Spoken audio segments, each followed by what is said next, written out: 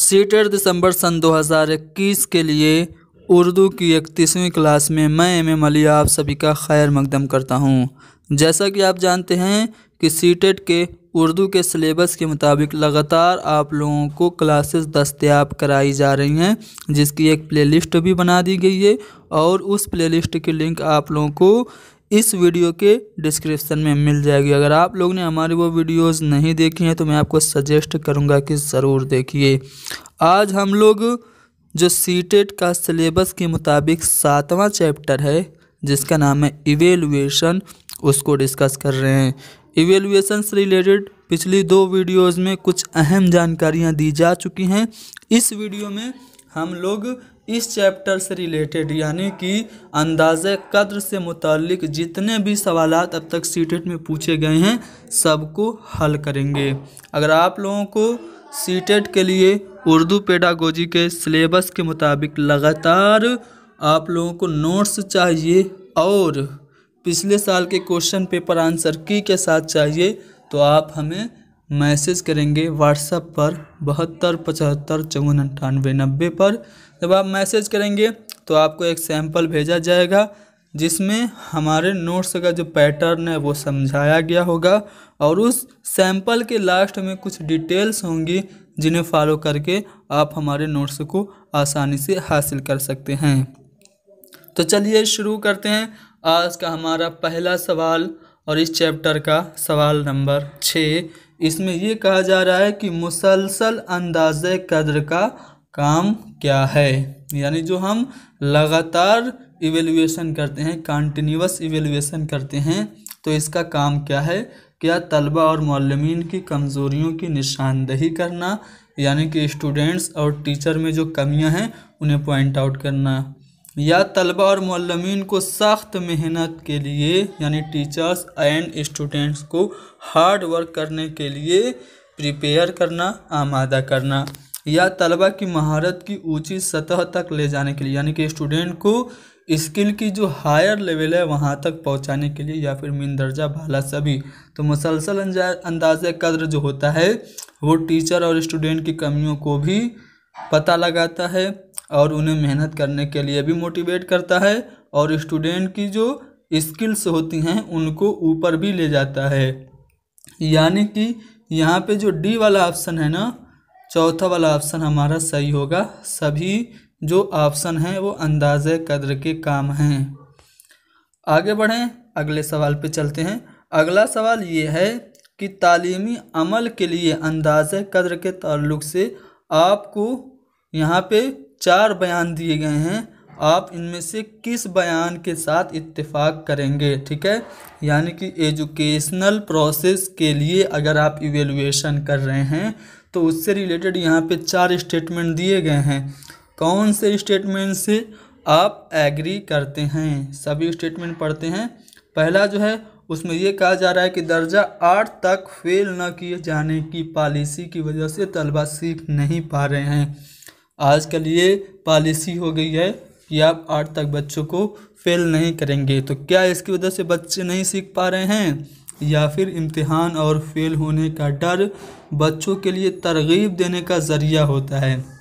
यानी कि जो एग्ज़ाम का प्रेशर होता है और जो फियर ऑफ फेलियर होता है वो बच्चों को मोटिवेट करता है।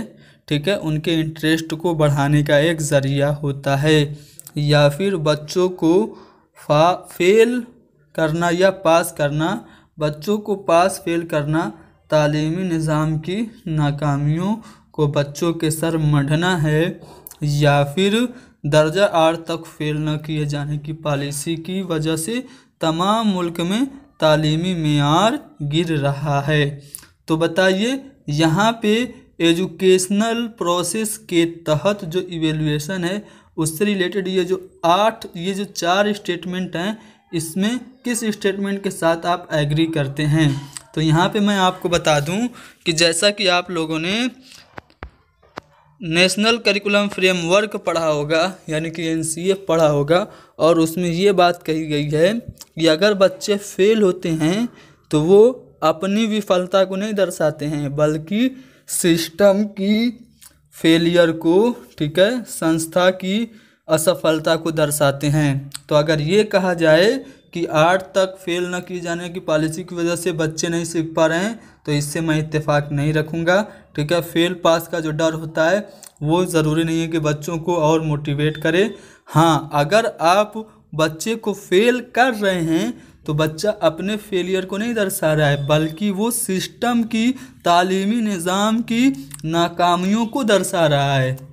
यानी कि बच्चे को फेल करना एजुकेशन सिस्टम की जो नाकामी है उसको बच्चे के सर मढ़ना है। तो ये वाला जो स्टेटमेंट है ना, वो यहाँ पे बिल्कुल सही है बाकी तीनों के मुकाबले। एनसीएफ आपने पढ़ा होगा तो उसमें ये बताया गया है कि अगर बच्चा फेल होता है तो इसका मतलब क्या है, पूरी व्यवस्था फेल हुई है, पूरा निज़ाम फेल हुआ है। बच्चा अपने फेलियर को नहीं दर्शाता। अगर बच्चा फेल हुआ तो कहीं ना कहीं ज़रूर गड़बड़ी थी एजुकेशन सिस्टम में, उसको सही से पढ़ाया नहीं गया, इसलिए वो फेल हुआ, ठीक है। तो यहाँ पे तीसरा वाला ऑप्शन हमारा सही होगा। अगला सवाल देखते हैं। अगले सवाल में ये कहा जा रहा है कि अगर एक उस्ताद अगर ये जानना चाहता है कि उनके तलबा उनकी तदरीस से किस तरह मुफीद हो रहे हैं तो उन्हें कौन सी जांच करनी चाहिए। एक टीचर वो ये चेक करना चाह रहा है कि उसकी टीचिंग से बच्चे हेल्प हासिल कर पा रहे हैं कि नहीं, बेनिफिट ले पा रहे हैं कि नहीं, तो वो इनमें से कौन सी जांच करेगा, ठीक है।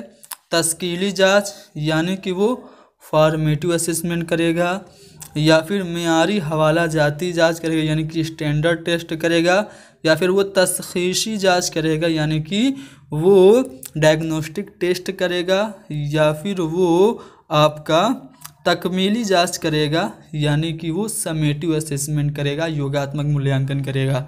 अगर टीचर चेक करना चाह रहा है कि बच्चे उसकी टीचिंग से लाभ उठा पा रहे हैं कि नहीं, तो वो चेक करेगा, कौन सी जांच करेगा, वो तश्कीली जांच करेगा यानी कि वो रचनात्मक मूल्यांकन करेगा, फॉर्मेटिव असेसमेंट करेगा। तो यहाँ पे पहला वाला ऑप्शन बिल्कुल सही है। अगला सवाल ये है कि तालिबे इल्म को अपने लफ्ज़ों में कहानी दोबारा बयान करने से किस जांच में मदद मिलती है। आप एक टीचर हैं, आप बच्चे को एक कहानी सुनाते हैं और फिर कहते हैं कि बेटा इस कहानी को आप अपने लफ्ज़ों में फिर से सुनाओ, तो इससे आप बच्चे की किस महारत को चेक कर पाएंगे, क्या उसकी रवानी को, या फिर उसकी तफ़हीम यानी कि अंडरस्टैंडिंग को, या फिर उसकी याददाश्त यानी कि मेमोरी को, या फिर उसकी दुरुस्तगी यानी कि वो सही से करेक्ट अल्फाज यूज़ कर रहा है कि नहीं, ठीक है।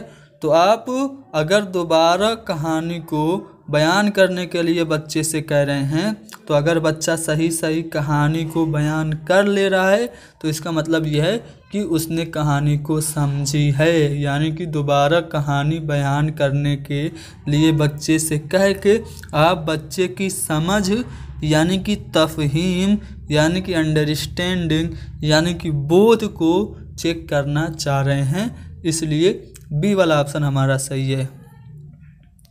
आगे बढ़ते हैं अगले सवाल पे। अगला सवाल ये रहा, ठीक है, थोड़ा सा बड़ा सवाल है। चलिए पहले सवाल पढ़ते हैं, बाद में ऑप्शन देखेंगे। कहा जा रहा है कि एक उस्ताद एक जमात में तलबा को 5-5 के ग्रुप में बांट देता है, ठीक है। टीचर क्या कर रहा है, स्टूडेंट को 5-5 के ग्रुप में डिवाइड कर देता है।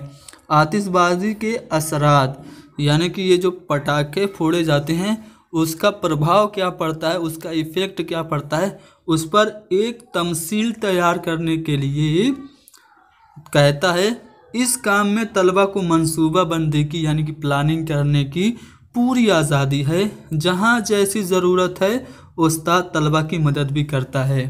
टीचर क्या कर रहा है, कह रहा है 5-5 का ग्रुप बनाओ और ये जो पटाखे फूट रहे हैं दिवाली पर, इसका प्रभाव क्या पड़ रहा है, आप इस पे क्या करो, प्रोजेक्ट बनाओ और अपने में आप कोई भी मंसूबा बना सकते हो, कोई भी प्लानिंग बना सकते हो, और जो भी ज़रूरत होगी मैं आपकी ज़रूरत को पूरा करूँगा।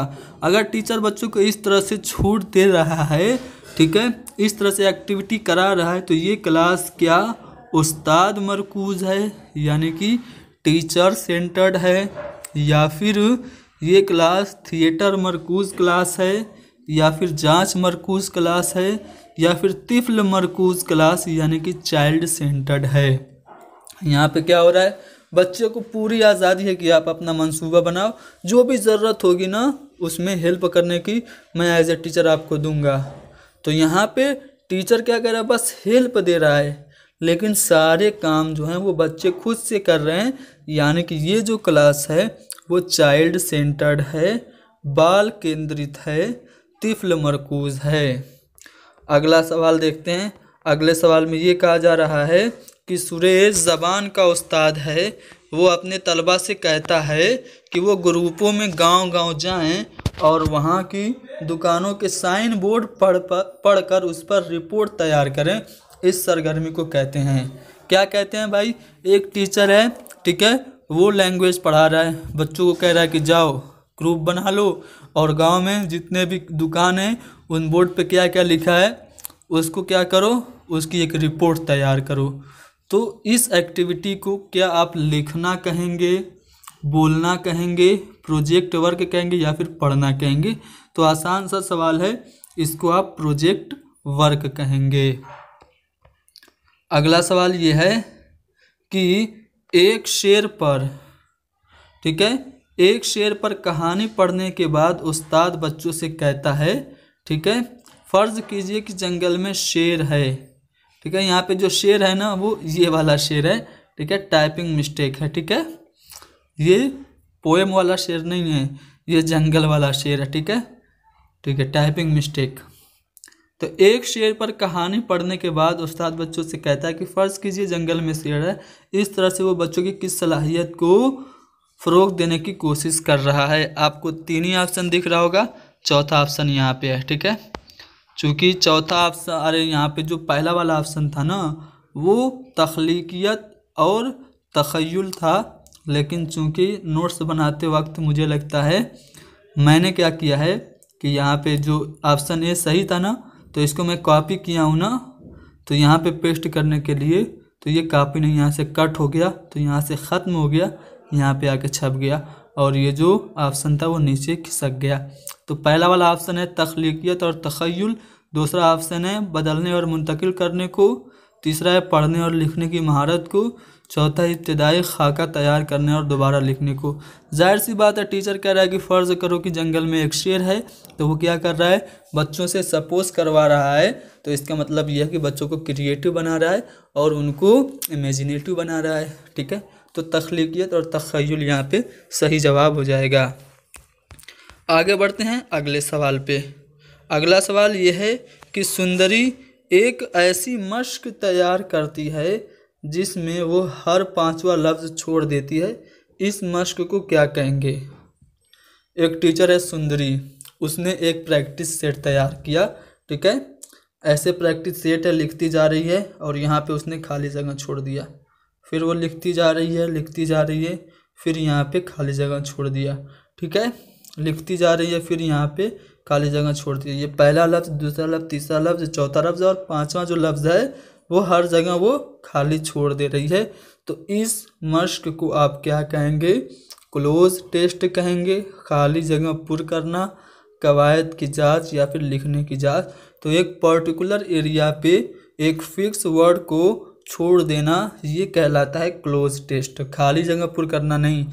किसी भी सेंटेंस में कहीं पे भी आप एक सेंटेंस में कहीं पे खाली जगह है उसे आप भर रहे हैं तो वो तो खाली जगह पुर करना होगा, लेकिन एक पर्टिकुलर एरिया में पर्टिकुलर वर्ड को ही आपको बार बार भरना है तो वहाँ पे वो होता है क्लोज टेस्ट, ठीक है। तो यहाँ पे आपका पहला वाला ऑप्शन करेक्ट होगा। चलिए आगे बढ़ते हैं अगले सवाल पे। फीडबैक क्या होता है? प्रतिपुष्टि किसे कहते हैं? उर्दू में अगर आपसे पूछा जाए बाज रस्सी क्या होता है तो कंफ्यूज नहीं होइएगा। फीडबैक क्या होता है? फीडबैक इसलिए होता है ताकि असातिज़ा और आमुज़गार दोनों खुद में बेहतरी ला सकें, यानी कि टीचर भी और जो लर्नर्स हैं वो भी अपने आप में बेहतरी ला सकें, इसलिए फीडबैक दिया जाता है। या फिर वालिदैन अपने बच्चों का होमवर्क कराने और इम्तिहान की तैयारी कराने में मदद कर सकें, या फिर आमोजगार अपनी आमोजिश को बेहतर बना सके, लर्नर्स अपनी लर्निंग को अच्छी बना सके, इसलिए फीडबैक होता है। या फिर असातिज़ा अपनी तदरीस को बेहतर बना सकें, टीचर अपनी टीचिंग को अच्छा कर सके। फीडबैक क्यों होता है? तो फीडबैक इसलिए होता है ताकि टीचर और स्टूडेंट दोनों खुद में बेहतरी ला सकें। फीडबैक दिया जाता है, उसमें बताया जाता है कि आपकी ये कमी है, ठीक है, आप पढ़ने में यहाँ पे कमज़ोरी महसूस कर रहे हैं, टीचर बताने में यहाँ सही से एक्सप्लेन नहीं कर पा रहा है। तो इस तरह से फीडबैक इसीलिए कराया जाता है ताकि स्टूडेंट और जो टीचर हैं दोनों अपने अंदर बेहतरी ला सकें। तो इसलिए पहला वाला ऑप्शन हमारा करेक्ट होगा। चलिए अगला सवाल ये रहा कि उस्ताद को 5 के जांच के दौरान दर्ज झेल में से किस बात को ज़हन में रखना चाहिए। एज ए टीचर जब आप इवेल्युएशन करेंगे तो आप इनमें से कौन सी बात को ज़हन में रखेंगे। ठीक है, पहला है कि एक बच्चे की पेशरफ्त का रवानी से बोलने वालों के साथ तकाबुल को, यानी कि एक बच्चे की प्रोग्रेस को, एक बच्चे की उपलब्धि को आप जो बच्चा फ्लुएंसी से बोल रहा है उससे कंपैरिजन करेंगे, या फिर एक बच्चे की पेशरफ्त का तख्लीकी सलाहियत वाले बच्चे से तकाबुल करेंगे, यानी कि एक बच्चे की जो प्रोग्रेस है उसका आप कंपैरिजन करेंगे क्रिएटिव बच्चे से, या फिर एक बच्चे की प्रोग्रेस का आप दूसरे बच्चों से कंपैरिजन करेंगे, या फिर एक बच्चे की प्रोग्रेस का उसकी आमोजिश की, यानी कि उसकी लर्निंग की जो प्रीवियस लेवल थी, जो साबिका सतह थी, उससे तकाबुल करेंगे। तो देखिए, जब भी आप इवेल्युएशन करेंगे तो आप एक बच्चे का किसी दूसरे से नहीं करेंगे कंपैरिजन, उस बच्चे का खुद से करेंगे कि पहले इस बच्चे को कितना आता था, अब कितना आ रहा है। यानी कि जांच करते वक्त एक टीचर को एक बच्चे की पेशरफ्त का, एक बच्चे की प्रोग्रेस का, उसकी आमोजिश की साबिका सतह से, यानी कि उसकी लर्निंग की जो प्रीवियस लेवल थी उससे कंपैरिजन करना चाहिए। आ रहा है समझ में? आगे बढ़ें, देखते हैं अगले सवाल पे, बढ़ते हैं अगले सवाल पे। अगला सवाल क्या कह रहा है? कह रहा है कि उस्ताद पूरी क्लास को 2-2 के ग्रुप में बांट देता है, 2-2 का पेयर बना देता है क्लास में, और आपस में कापियों को बदलने और हिदायत के मुताबिक गलतियों को दुरुस्त करने के लिए कहता है। आप एक टीचर हैं, आपने बच्चों को इमला कराया मान लीजिए, और फिर आपने क्या किया, 2-2 का ग्रुप बना दिया और कहा कि अब मैं बता रहा हूँ कैसे कॉपी चेक करना है, सब लोग अपनी कॉपी अपने दोस्तों को दे दो और इस तरह से सब अपनी कॉपियाँ एक्सचेंज कर लो, और मैं अब बता रहा हूँ कि आप कैसे कॉपी को चेक करेंगे। तो इस तरह का टीचर क्या कर रहा है, तो क्या कर रहा है, तो वो क्या कर रहा है, हमजोलियों के ज़रिए वो जांच कर रहा है, या फिर ग्रुप के ज़रिए जांच कर रहा है, या फिर तलबा की इस्लाह कर रहा है, या फिर वो ख़ुद से जांच कर रहा है। तो बच्चों की कापियों को उसके दोस्तों से एक्सचेंज करा दिया। तो इस तरह से अगर वो टीचर कर रहा है तो वो हमजोलियों के ज़रिए बच्चों की जांच कर रहा है, उनके खुद के दोस्तों से। तो इसलिए पहला वाला ऑप्शन हमारा करेक्ट होगा। अगला सवाल ये रहा, ठीक है, देखेंगे ध्यान से। आप पढ़ने के दर्ज झेल 5 में जांच में नंबर किस तरह देंगे। पढ़ने की जांच यहाँ पे है, ठीक है। तो आप 2 सवाल है, एक सवाल है और उसके 2 जवाब हैं। सवाल ये है कि क्या शेर एक नापैद जानवर है, यानी कि क्या शेर अब विलुप्त जो क्या बोलते हैं जानवर को हिंदी में, हाँ देखिए मैं इतना मतलब ध्यान मेरा काम नहीं कर रहा है। एनिमल कहते हैं अंग्रेज़ी में, हिंदी में क्या कहते हैं, पशु। हाँ, क्या एक शेर विलुप्त पशु है, ये सवाल है। अब इसके 2 जवाब हैं, ठीक है। पहला जवाब बच्चा दे रहा है नहीं, मगर अब यह बहुत कम पाया जाता है। दूसरा बच्चा जवाब दे रहा है शेर अब तकरीबन नापैद, यानी कि विलुप्त होने वाला है। तो आप इन दोनों जवाब में किस तरह से नंबर देंगे। पहला ऑप्शन है जवाब बे के लिए आप आधा नंबर देंगे और अलिफ के लिए आप 1 नंबर देंगे, या फिर आप जवाब अलिफ के लिए भी 1 नंबर, जवाब बे के लिए भी 1 नंबर देंगे, या फिर आप जवाब बे के लिए 1 नंबर और जवाब अलिफ के लिए 0 नंबर देंगे, या फिर आप जवाब 1 के लिए अलिफ के लिए 1 नंबर और जवाब बे के लिए आप 0 नंबर देंगे। कैसे आप नंबर देंगे? सवाल ये कि क्या शेर विलुप्त पशु है? तो बच्चे ने जवाब दिया नहीं, मगर अब ये तकरीबन कम होने वाला है। दूसरे ने जवाब दिया तकरीबन अब शेर जो है वो नापैद होने वाला है। तो देखिए किसका जवाब ज़्यादा मुकम्मल है। क्या जब पूछा गया तो उसका जवाब हाँ या ना में होना चाहिए कि नहीं। पहले ने जवाब दिया नहीं और उसने आगे उसमें जोड़ दिया मगर अब ये कम पाया जाता है। तो इसका जो जवाब है वो ज़्यादा ऑथेंटिक है पहले वाले का। लेकिन दूसरे वाले का जो जवाब है कि अब तकरीबन शेर नापैद होने वाला है, तो इसका जवाब बिल्कुल गलत नहीं है, लेकिन पहले जितना परफेक्ट भी तो नहीं है। तो इसलिए आप क्या करेंगे, पहले वाले को 1 नंबर दे देंगे और जो दूसरा वाला जवाब है उसके लिए आप आधा नंबर दे देंगे। सही रहेगा ना। तो इसलिए जवाब बे के लिए आप आधा नंबर और जवाब अलिफ के लिए आप 1 नंबर, यानी कि पहला वाला ऑप्शन आपका करेक्ट होगा। आ रहा है समझ में, दे लेंगे ना नंबर। चलिए आगे बढ़ते हैं, देखते हैं अगले सवाल में क्या पूछा जा रहा है। पूछा जा रहा है कि ज़बान सिखाने में, चूँकि आपको मैं बता दूं टाइपिंग मिस्टेक है, यहाँ पे दिखा में लिखा है तो आपको ध्यान में रखना है। ज़बान सिखाने में ये सवाल है, ठीक है। ज़बान सिखाने में आम तौर पर किस किस्म के सवालात मुफीद होते हैं। लैंग्वेज लर्निंग में क्या ऑब्जेक्टिव सवाल हेल्पफुल होंगे, या फिर वेरी शॉर्ट टाइप, या फिर लॉन्ग टाइप, या फिर इंशाइया तरीक़ेकार के सवालात। ज़बान सिखाने में जो शॉर्ट टाइप के जो क्वेश्चंस होते हैं वो ज़्यादा हेल्पफुल होते हैं।